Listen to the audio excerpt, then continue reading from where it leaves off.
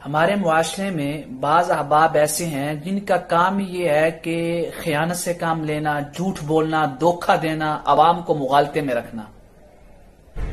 انہی مغالطات میں سے ایک مغالطہ یہ ہے، ایک دھوکہ یہ ہے کہ جب وہ امام احمد بن حنبل کی جو کتاب معروف ہے فضائل صحابہ کے نام سے، اس کتاب کا نام لیتے ہیں تو یہ شو کرتے ہیں کہ جیسے اس کتاب میں ساری روایات امام احمد بن حنبل سے ہے، یعنی امام احمد بن حنبل نے اپنے طریق سے ان احادیث کو روایت کیا ہے۔ تو جب وہ کوئی بھی حدیث بیان کرتے ہیں تو یہ کہتے ہیں جی امام احمد بن حنبل نے فضائل صحابہ میں اس حدیث کو روایت کیا ہے۔ اب اس سے وہ عام عوام کو دھوکہ دیتے ہیں کہ یہ روایت جو ہے اس کتاب میں جو کچھ ہے وہ سارا امام احمد بن حنبل کے طریق سے مروی ہے۔ ایسا نہیں ہے، یہ دھوکہ ہے، یہ خیانت ہے، یہ بے ایمانی ہے اور جھوٹ ہے۔ صرف اپنے غلط عقیدے کا پرچار کرنے کے لیے عوام کو خدا میں رکھا جاتا ہے اور مغالطات میں رکھا جاتا ہے۔ اہل علم جانتے ہیں اس کلپ بنانے کا مقصد صرف ہمارے جو دوست ہیں، جو عام عوام ہے، ان کو تنبیہ کرنا مقصود ہے کہ اصول حدیث کی کتب میں اور تصانیف جو ہے حدیث کی، اس میں ایک اصطلاح بولی جاتی ہے زیادات۔ جو بھی کتب ہوتی ہیں حدیث کی، اس کو روایت کرنے والا ایک راوی ہوتا ہے جو مؤلف سے اس کتاب کو روایت کرتا ہے۔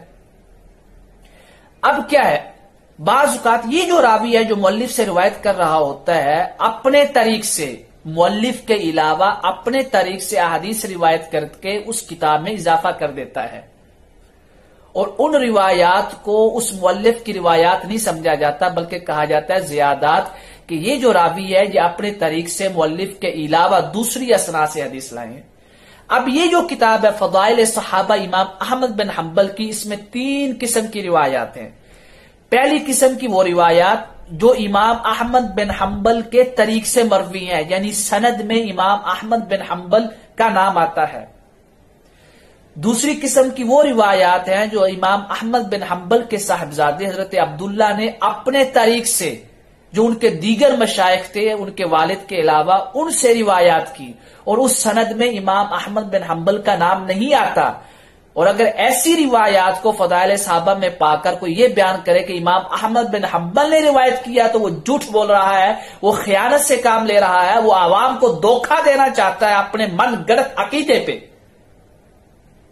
تیسری قسم کی وہ روایات ہیں جو راوی کتاب ہے، جو القطعی ابو بکر القطعی ہے، وہ اپنے طریق سے لائے ہیں، یعنی ان کے جو دیگر مشائخ تھے حضرت عبداللہ کے علاوہ، اس طریق سے لائے ہیں، ان مشائخ سے حدیث کو لائے ہیں، اور اس میں امام احمد بن حنبل نہیں ہے۔ اور جو ان روایات کو بھی کہتے ہیں جی امام احمد بن حنبل نے روایت کیا، تو وہ جھوٹ بول رہا ہے، یہاں بھی وہ خیانت کر رہا ہے۔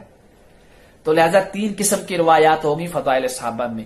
پہلی روایات وہ جو امام احمد بن حنبل کے طریق سے ہیں، دوسری روایات وہ جو امام احمد بن حنبل کے صاحبزادے کے طریق سے ہیں، اس میں امام احمد بن حنبل سند میں نہیں ہے۔ تیسری وہ روایات ہیں جو ابو بکر القطعی کے طریق سے ہیں، اس میں امام احمد بن حنبل نہیں ہے، ان کو کہتے ہیں زیادات۔